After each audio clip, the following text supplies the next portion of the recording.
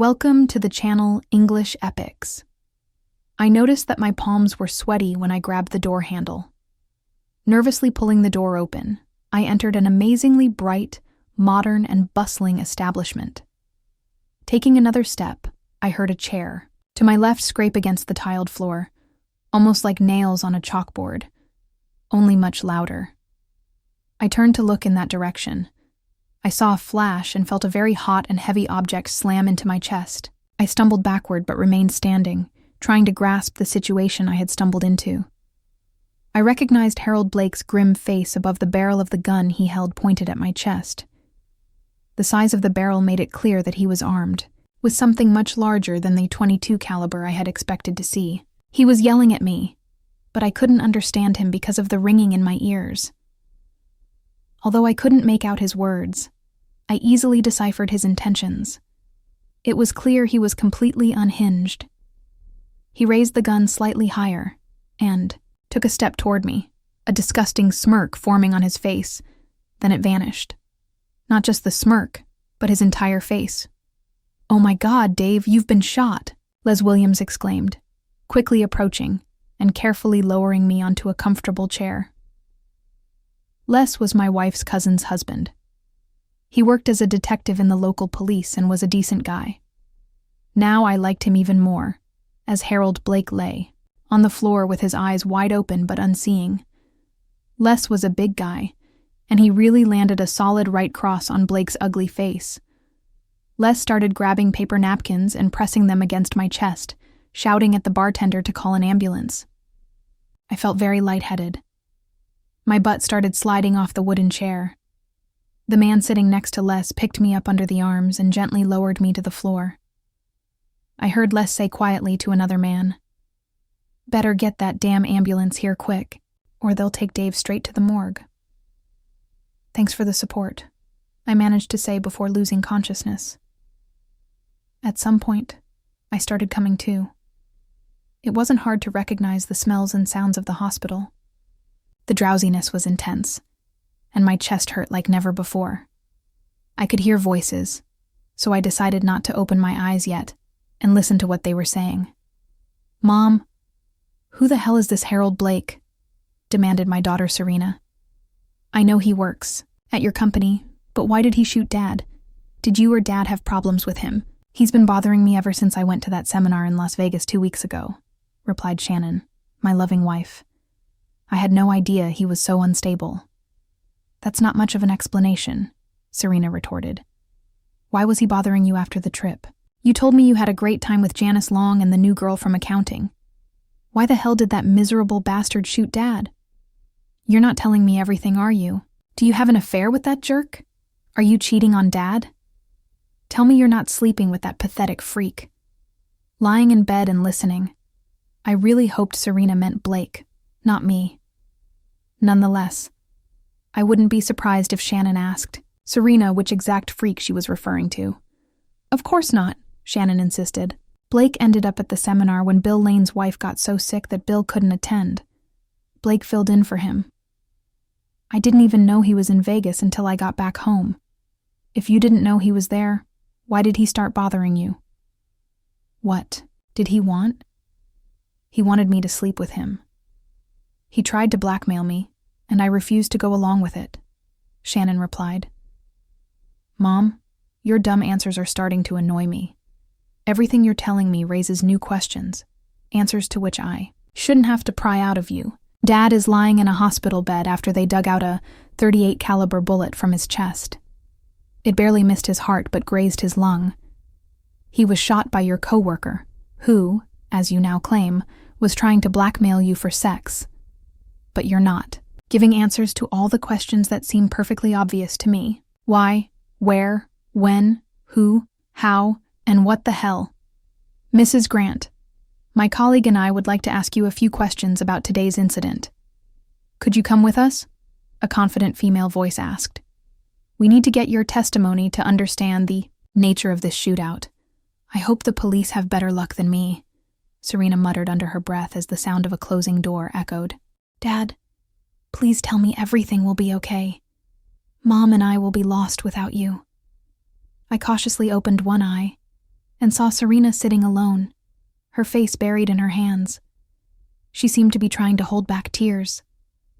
"I'll recover as soon as I can," I muttered, surprising and relieving Serena. "Dad, you're awake. They told us you're out of danger and everything will be okay. Mom and I were allowed to sit by your bed and wait until the anesthesia wears off. I promised to let the nurse know as soon as you woke up." With these words, Serena jumped up and left the room, returning about a minute later. Behind her stood a middle-aged nurse with a smile. She gave me some ice water to sip through a straw and quickly checked me for any obvious issues. "I'll inform the doctor that you've woken up and are talking, Mr. Grant. It's nice to see you feeling better. You'll be heading home soon," she said as she left the room. "Can you remember what happened?" Serena asked. "Are you in a lot of pain?" "Some bastard shot me." "It hurts like hell," I replied. "My question to you? Why did that bastard try to kill me?" "No one knows, Dad. The police are investigating the matter. They're talking to Mom right now," Serena stated. "Have you ever had any issues with Harold Blake?" "Harold Blake?" I repeated. "I saw him once at your mom's work event. I don't think I talked to him. He shot me.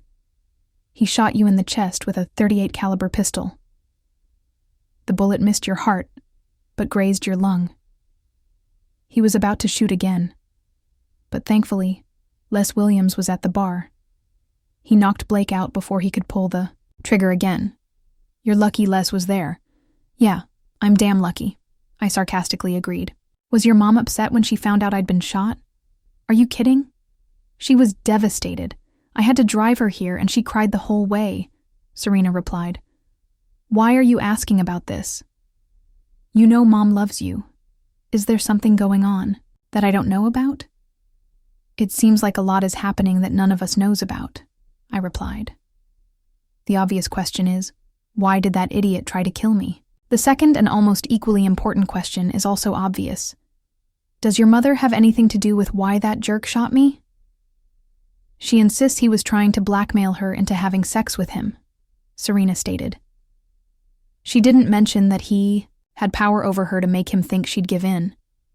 I don't need to tell you that if your mother is lying to me, I'll leave her so fast her head will spin.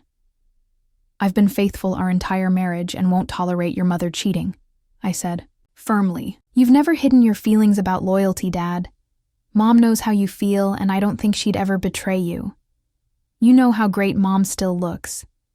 She'd never be with a creep like Harold Blake, even if she did something strange, Serena reassured. If you're trying to cheer me up, you're not doing a good job, I replied. Your mom might be a MILF, but that doesn't mean she can cheat on me if she finds some particularly cool guy. That's not how marriage works. Serena quickly realized her mistake and tried to make amends. I didn't mean she'd cheat on you with just anyone. I just meant that if she ever did, it would only be with someone much better than Harold Blake. That's all I meant, she clarified. Just stop digging yourself deeper, Serena, I insisted. Dad, you're awake, Shannon exclaimed from the doorway. I was so worried about you. And why would you be worried about me? I asked. Just one of your work colleagues shot me with a .38 caliber pistol. Nothing scary about that, of course, depending on why he tried to kill me. Shannon was shocked by my words. She stopped moving towards my bed and started sobbing. He shot you because I told him that you would kick his ass if he kept bothering me. He has several videos where I'm in compromising positions. He thought I'd sleep with him sooner than let him show you those videos. Then I stupidly threatened him with a serious beating from you, Dave. I didn't realize how unhinged he was. He told me that if you came after him, he'd shoot you, Shannon said. He said he had a permit to carry a weapon, and he'd use it if you even looked at him sideways. He told you he had a .38 caliber. That's damn powerful, especially within 10 feet, I sharply clarified. At first, he said he had a Ruger, .22 caliber. I laughed at him. I said you'd shove that little gun up his ass if he ever came at you, Shannon admitted. Obviously, he bought the .38 caliber as soon as the waiting period was over. Let's see if I understand this correctly. This crazy bastard tells you he'll shoot me with his .22 caliber if I come near him for any reason. This prompts you to tell him that his gun is too ineffective to shoot me, so he takes your advice seriously and gets a bigger gun.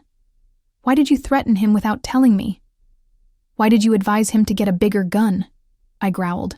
The police just asked me the same thing, Shannon admitted. I was trying to dissuade him from harming you.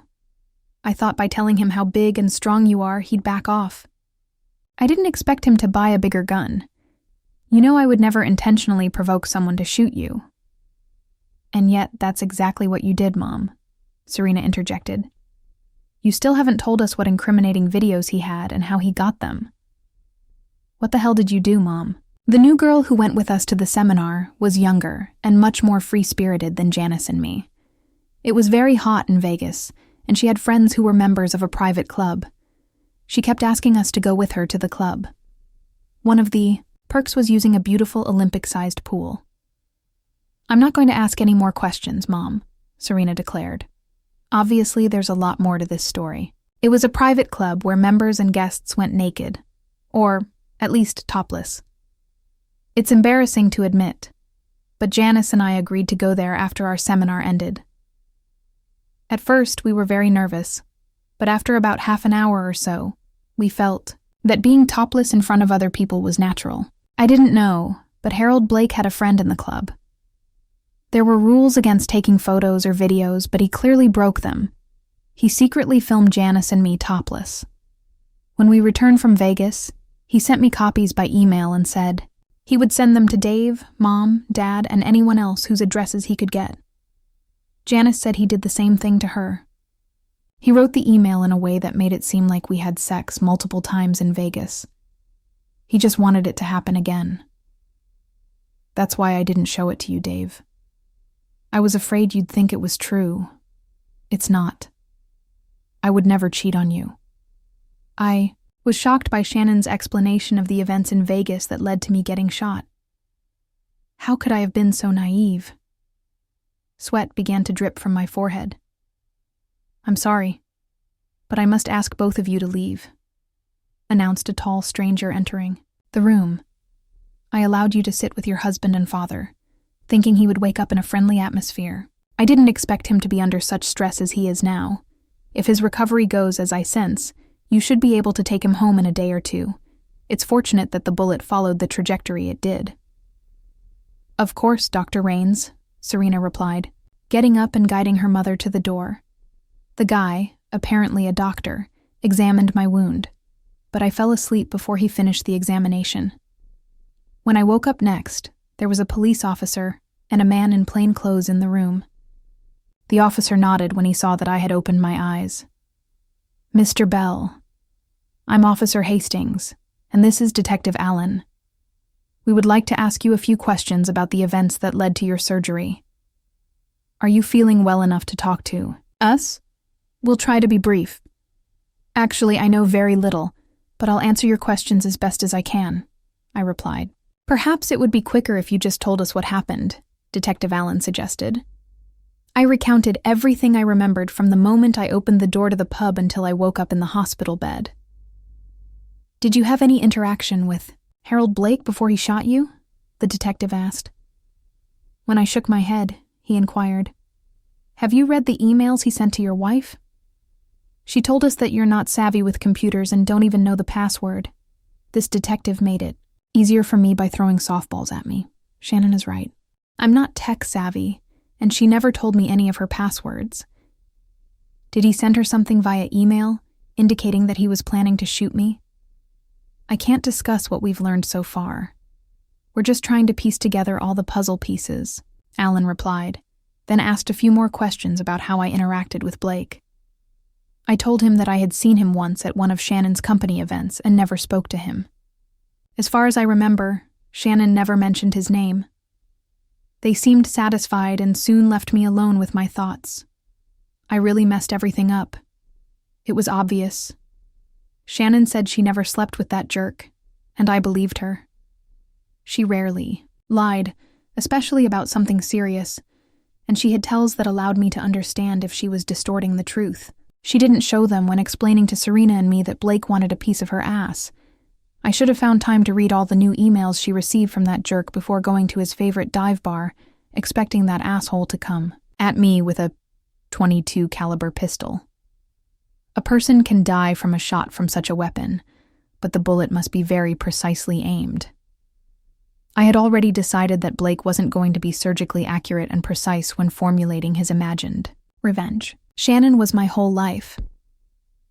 After 20 years of marriage, I loved her more than I could ever imagine. When she returned from the trip to Vegas, she was acting somewhat strangely. It wasn't just one thing, but a combination of things. I started to worry. Over the years of work, I learned to hide various details from Shannon. The most significant of these was the fact that I wasn't as clueless with computers as she thought. I knew how to handle a laptop. I used it at work, although for some reason, she never considered that possibility.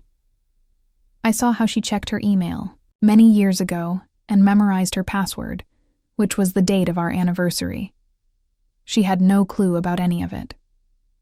Since her unusual behavior worried me, I decided to log into her account for the first time. Soon enough, I discovered that Harold Blake had sent Shannon copies of several videos where she was topless by the pool surrounded by a few other people. To say that this surprised me would be a significant understatement. Another thing that surprised me were Janice Long's surprisingly large and firm breasts. Who would have thought? I was much less concerned about Shannon going topless in Las Vegas than about her sleeping with Blake. Judging by how he worded his emails, it seemed like Shannon had slept with him multiple times. In her responses, there were threats about what I would do to him if he didn't stop trying to blackmail her. Remembering these emails, it must be acknowledged that she never admitted to sleeping with him. She didn't even touch on that topic. I had been tracking Blake for almost the entire previous week. On his way home, he always stopped at one pub. In my defense, I was very depressed by what I thought was Shannon cheating on me. I read in the emails that he had a concealed carry permit. It was a .22 caliber pistol, and he would use it if I tried to confront him in any way. I never saw any emails about buying a larger gun. My revenge plan was very simple. Too simple as it turned out. I would accidentally enter the pub when he was there. I would stare at him until he got nervous and pointed his gun at me. If necessary, I would pretend to draw my own gun from my pocket to make him react.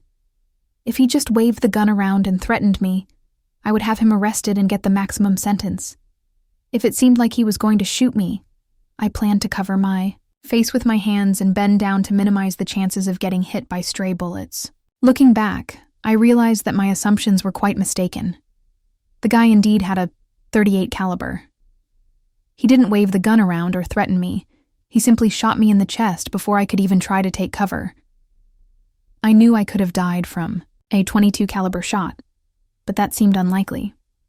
However, there was no doubt about the lethality of a .38 caliber shot. The main reason I thought the threat from Shannon's lover or the possibility of being shot by him was a great idea was how it would affect Shannon. Her affair would become the cause of my pain, and possibly my death. I knew she still loved me in her own way, even if she was unfaithful. The responsibility for my hospitalization or death would devastate her. I was sure of that. The truth about her affair would come out during the investigation, and I would be the poor innocent husband who mistakenly trusted his slutty wife. And the topless videos would somehow fall into the wrong hands and be shown to Shannon's friends and relatives. She might even face ostracism from her family, causing her intense pain. Shannon had wonderful relationships with her parents, siblings, and even with my family. Family was a very important part of her life. Now I had to think about how to get out of this mess I created myself. I had to make sure Shannon didn't find out what an idiot I was, how I believed she was having an affair with Blake, and how I came up with my half-baked plan just to make her and her lover suffer, even if it meant my own demise. I always thought I was good at solving problems, but recent events made me reconsider that opinion. How could I avoid being portrayed as the biggest fool in the world? How could I present the situation in a way that minimizes the damage? Shannon and Serena visited me in the afternoon. Serena was happy that I would be released the next day. Shannon was closed off and silent. It seemed like my poorly thought-out plan worked. She was subdued and teary-eyed that I pretended to fall asleep, and they cut their visit short. As they left, I started thinking about how to fix the situation. I wasn't very surprised that Shannon went topless at a private club in Vegas for a few reasons. One reason was that she was in great shape, maintained a nicely sized, firm bust, and for obvious reasons took pride in her appearance. Another reason was the pressure from her friend Janice, who also had an impressive bust size. Based on the videos I watched dozens of times, Janice really wanted her natural wonders to be appreciated by admirers. The main reason I wasn't surprised was a conversation I overheard once, coming home early from work on a hot Saturday morning. Shannon and Serena were by the pool. It seemed like they were having an impromptu poolside party. Serena's two closest friends, Beth and Amber, were there in tiny bikinis, as well as Shannon's younger sister Laura. Also present were a couple of neighbors, both women in their 30s. I decided to eavesdrop on the conversation before grabbing a small cooler of beer and chatting with the women.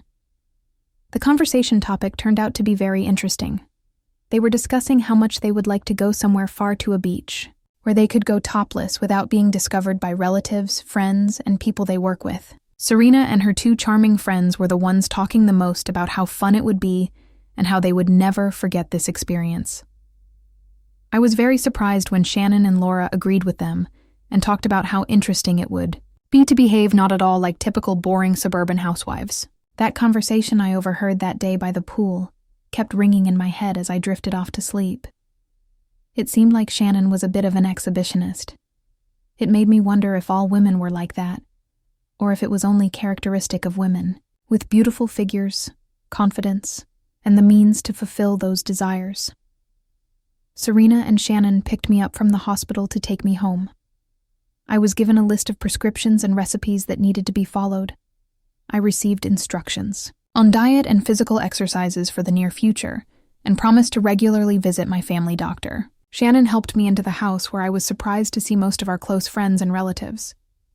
Everyone expressed their concern and wished me a speedy recovery. I shook hands and greeted people until my strength began to wane. At that moment, I sank into my favorite armchair to rest. Reluctantly, I fell asleep.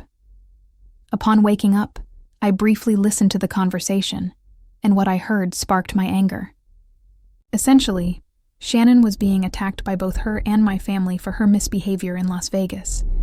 It became clear from the conversation that the videos had indeed fallen into the hands of most of our guests. Married women don't go around with bare breasts, especially in an unfamiliar place, lectured Shannon's father. You might as well get a tattoo on your forehead or on your backside or in both places, indicating that you're available and easy. Acting like this is just asking for trouble. Dave got shot because of you. Jack's right, my father chimed in as soon as Shannon's father fell silent. Decent women don't flaunt their breasts for anyone who wants to see them. My granddaughter needs a good example to follow. What her mother is showing on video, being topless in front of a bunch of strangers, is sending the wrong message. I'm very disappointed in you. Shannon just stood there, taking it all in. Tears streamed down her cheeks, and she trembled slightly. That was her reaction when she was deeply saddened and under extreme stress. My heart broke, seeing and hearing how my wife was being treated like an outcast. But what infuriated me the most was how harshly our own family was treating Shannon. Everyone here needs to shut up or get the hell out. I growled, rising to my feet and approaching Shannon. Jack, whose house is this that you're standing in right now? I demanded an answer from my father-in-law.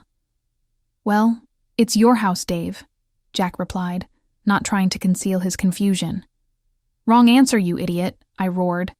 This house belongs to your daughter, who happens to be my wife, and to me. You're in Shannon's damn house and calling her actions completely unacceptable. You have a few options. You can get out of our house and stay out. You can try your luck treating me like crap. Or you can apologize to Shannon. I was just pointing out that her actions... Jack began. You're on thin ice, Jack. Preaching is not an option. Get the hell out right now or apologize to your daughter, I warned. Son, he was just... My father tried to intervene. "You're next, Dad," I warned. "No one in our house speaks ill of my wife or about her. What will you do, Jack?" "I was wrong, Shannon. Your husband loves you and he's right. This is your house and I should respect you and defer to you. If I can't give you that, then I shouldn't be here." "I apologize." Shannon rushed to her father and hugged him, while her Susan hugged me tightly. "That's how a man defends his wife. You're a good man." The groan I involuntarily let out when Susan pressed against my wound drew everyone's attention. "Grandma, I think. Your breasts were putting too much pressure on Dad's chest," Serena remarked. "Those girls have turned more than one man into jelly," Susan grumbled, as the chuckles were replaced by tension in the atmosphere. "Shannon, I want to apologize before. Dave kicks me out. I went too far. You've made my son happy and given us a beautiful granddaughter," my father said. "It seems everyone got the wrong impression that I'm upset about Shannon letting her hair down and her top in Vegas. In reality, you would have never known about it if it weren't for that scumbag Harold Blake." I had an epiphany, as both fathers attacked Shannon. Since I loved her deeply and understood her a bit better than a few weeks ago, I planned to make lemonade out of lemons. Shannon has a beautiful figure. I challenge anyone who has seen the videos where she's topless to dispute this statement. We take pride in her figure. I believe most attractive women like Shannon are inclined towards exhibitionism. It's evident that Shannon has it. When she told me she was going to Vegas, I advised her to visit that club where she could go topless, and no one would know about it. It turns me on that men enjoy looking at my wife, as long as I'm the only man who appreciates these charms up close, personally, and directly. If you want to criticize someone for Shannon having a good time in Vegas, try doing it with me. We make decisions together and base them on what makes us happy, not random friends and relatives. Shannon looked shocked as I said this. Serena grinned widely and glanced at Mom. Both women exchanged nods. Their skills of silent communication were well known in our family. Everyone else was still trying to digest my little revelation. They looked at me surprised, amused, and approvingly. Since the cat is out of the bag, you may know that Shannon and I are going on a 2-week vacation in August. We're going to the island of Kokomo. The island is well known for its beaches, many of which require no clothing. We won't have any tan lines when we get back, I stated. If any of you have a problem with our life choices, express it now. Tell us why we are sick puppies and need help. I think it's a great idea, Dad. Mom will love having her breasts free, with horny men ogling her, and you'll be there for protection, Serena predicted. Thank you, Serena. It means a lot when our daughter understands and encourages our bacchanalia. I can't wait, Serena added. You promised that I could go on our next family vacation. You also told Beth and Amber that they could come with us if they paid for their airfare. We're going to have a great time. I was about to voice my opinion about Serena going to the beach topless. I immediately realized that I would react like Jack if I voiced my concerns about my 19-year-old daughter going to the beach topless. I would be the biggest hypocrite in the world if I suggested anything other than support Serena, I decided, thinking about the private conversation I would have with her later. I was torn between possible scenarios. Beth and Amber topless, that was a vision I wanted to experience. However, Serena walking around with her breasts exposed worried me. I contemplated telling her that this trip should be a romantic getaway for me and Shannon. What I heard next made me glad I hadn't voiced that thought yet. Sis, are you okay if I join you? Asked Shannon's divorced too.